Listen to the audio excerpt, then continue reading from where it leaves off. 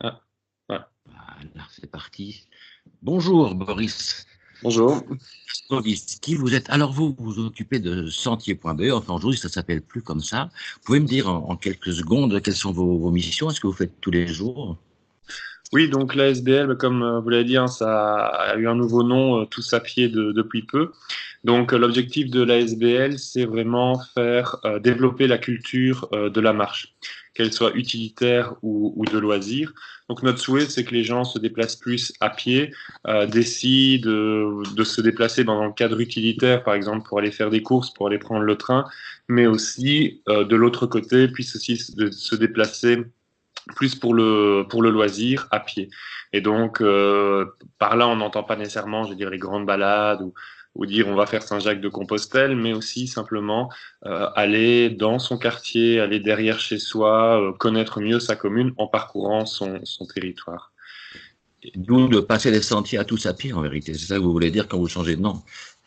Voilà, donc au fait, on continue totalement à faire ce qu'on a toujours fait, donc on reste toujours fidèle à nos premiers amours, à savoir les chemins et sentiers, bien entendu. Mais le constat qu'on avait fait, c'est qu'au fait, on a beaucoup travaillé sur l'infrastructure. Pendant plus de 10 ans, on a travaillé sur l'infrastructure que sont les chemins et les sentiers.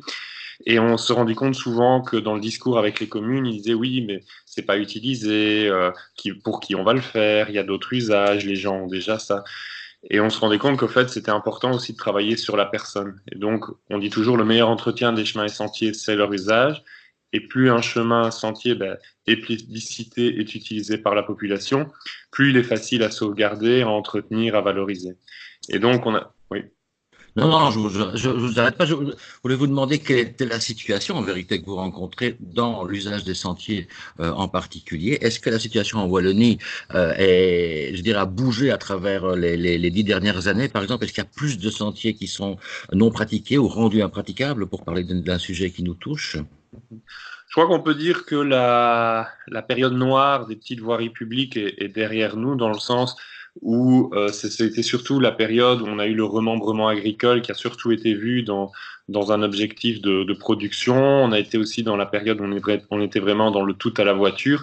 Et donc ça, c'est des époques où justement, pour les chemins et sentiers, c'était pas une bonne période, puisque c'est vraiment l'époque où on les a beaucoup privatisés, où quand on avait des chemins entre les différentes parcelles, ils ont disparu, que même pour les déplacements courte distance, on était vraiment sur la voiture. Donc, on peut pas dire que tout a changé, bien loin de là, mais on voit que dans les mentalités, ça change. Et on voit justement que de plus en plus de personnes demandent à réavoir des chemins et sentiers à proximité chez eux, demandent à pouvoir, en partant de chez eux, faire une boucle, une petite boucle pour aller se promener dans les alentours.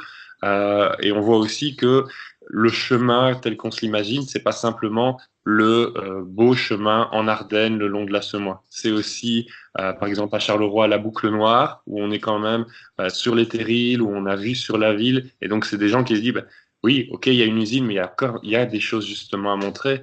Les chemins et sentiers, bah, c'est fort valorisé aussi, même dans le Hainaut. Donc là, on voit l'évolution, on voit des chemins qui sont réhabilités. Nous, on est contactés, on peut le dire, tous les jours pour des privatisations ou des chemins que des gens souhaitent réutiliser de nouveau.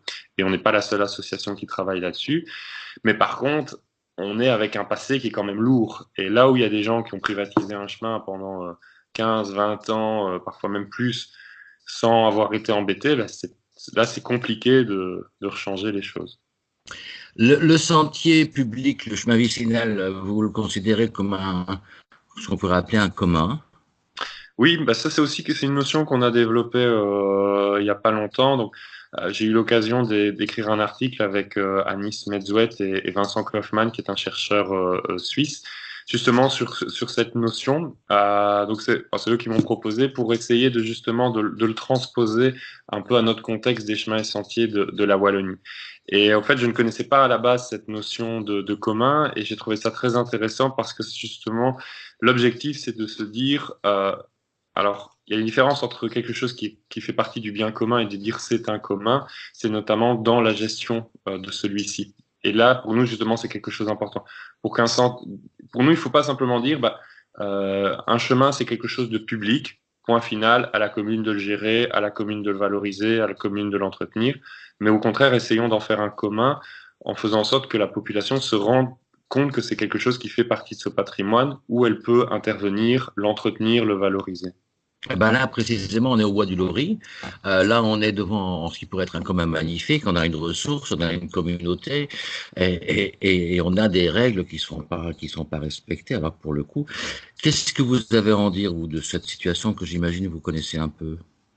Oui, mon prédécesseur Christophe Nevenot avait pas mal travaillé là-dessus parce que c'est justement dans un coin aussi où la SBL est née.